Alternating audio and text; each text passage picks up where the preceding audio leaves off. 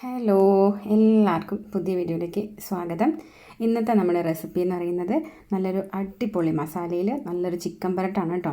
അപ്പോൾ ഉണ്ടാക്കാനും വളരെ എളുപ്പമാണ്, നല്ല ടേസ്റ്റുമാണ്. അപ്പോൾ നമുക്ക് വീഡിയോയിലേക്ക് പോയാലോ. അതിനായിട്ട് ഞാനിവിടെ ആദ്യം തന്നെ ഒരു പാൻ അടുപ്പത്തേക്ക് വെച്ച് കത്തിച്ച് കൊടുക്കുന്നുണ്ട്. അതിലേക്ക് നമ്മൾ മുഴുവൻ മസാലകളൊന്ന് വറുത്തെടുക്കുകയാണ് കേട്ടോ. ഒരു 4 കഷ്ണം പട്ട, 3 ഏലയ്ക്ക, 6 ഗ്രാമ്പു, 1/2 ടീസ്പൂൺ കുരുമുളക്, 1/2 ടീസ്പൂൺ നല്ല ജീരകം, 1/2 ടീസ്പൂൺ വലിയ ജീരകം, 1 വറ്റൽമുളക്. അപ്പോൾ ഇതെല്ലാം കൂടെ നമ്മളൊന്ന് നന്നായിട്ട് ഡ്രൈ ആയിട്ടൊന്ന് വറുത്തെടുക്കുന്നുണ്ട്. അപ്പോൾ ഇതിൻ്റെ ജീരകമൊക്കെ ഒന്ന് പൊട്ടിത്തെടുക്കുമ്പോഴാണ് ഇതിൻ്റെ വറവ് പാകം കേട്ടോ. അപ്പോൾ നമ്മളിതിനൊന്ന് വേറൊരു പാത്രത്തിലേക്ക് മാറ്റുന്നുണ്ട്.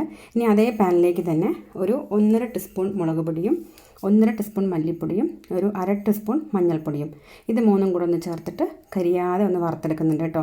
ഇനി നമ്മൾ തീ കമ്മിയാക്കിയിടുന്നതായിരിക്കും ബെറ്റർ, കാരണം ആദ്യം തന്നെ ചട്ടി നന്നായി ചൂടായിട്ടുണ്ട് കേട്ടോ മറ്റേ മസാല വറുക്കുമ്പോൾ. അപ്പോൾ ഇനി ആ വറുത്ത പൊടിയും നമ്മളൊന്ന് മാറ്റി വയ്ക്കുന്നുണ്ട്. ഇനി നമ്മൾ കുക്കർ എടുത്തിട്ടുണ്ട് കേട്ടോ.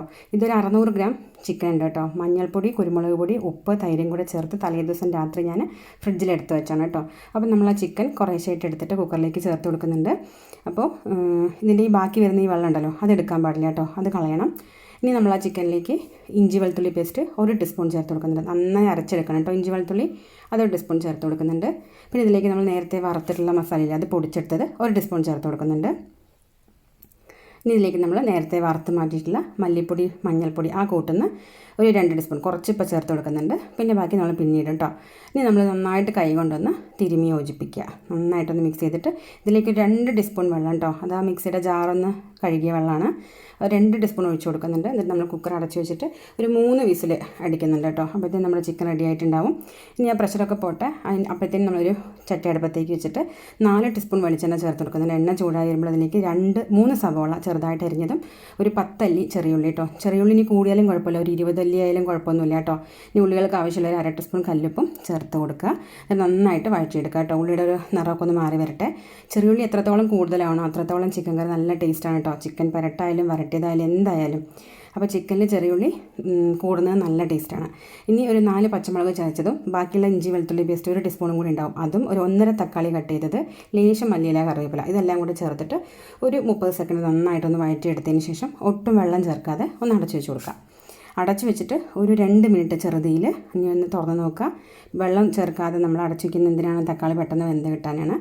അപ്പോൾ അങ്ങനെ ചെയ്ത് വെച്ചിട്ടുണ്ട്. അപ്പോൾ നന്നായിട്ട് വെന്ത് കിട്ടി. ഇനി ബാക്കിയുള്ള പൊടിയില്ലേ വറുത്തത്, അത് ചേർത്ത് കൊടുക്കുക. ഇത് നന്നായിട്ടൊന്ന് വഴറ്റി കൊടുക്കുക. ഇനി നമ്മളിതിലേക്ക് തൈര് 2 ടീസ്പൂൺ ചേർത്ത് കൊടുക്കുന്നുണ്ട്.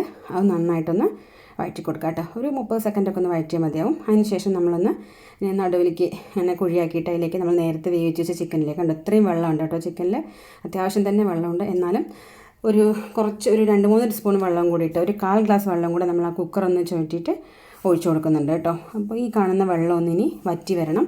അപ്പോൾ നമ്മൾ പോരാത്ത ഉപ്പൊക്കെ ഈ സമയത്ത് നോക്കണം കേട്ടോ. ഇനി ബാക്കിയുള്ള മസാലപ്പൊടിയിൽ 1 ടീസ്പൂണും കൂടി ചേർത്ത് കൊടുത്തിട്ട് നമ്മളൊന്ന് അടച്ച് വെച്ച് കൊടുക്കുന്നുണ്ട്.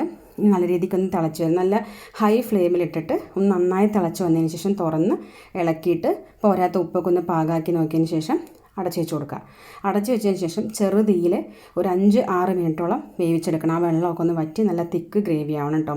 ഇടയ്ക്കൊക്കെ ഒന്ന് തുറന്ന് ഇളക്കി കൊടുക്കണം കേട്ടോ ഇടയ്ക്കൊക്കെ, എന്നാലാണ് ഈ പരിവാവുള്ളൂ. അപ്പോൾ നമ്മുടെ അടിപൊളി മസാലയിൽ നല്ല ചിക്കൻ പരട്ട് ഇവിടെ റെഡി ആയിട്ടുണ്ട്. നെയ്ച്ചോറ്, പത്തിരി, നൂലപ്പം പറയാനില്ല, എല്ലാത്തിനും അടിപൊളി കോംബോ ആണ്.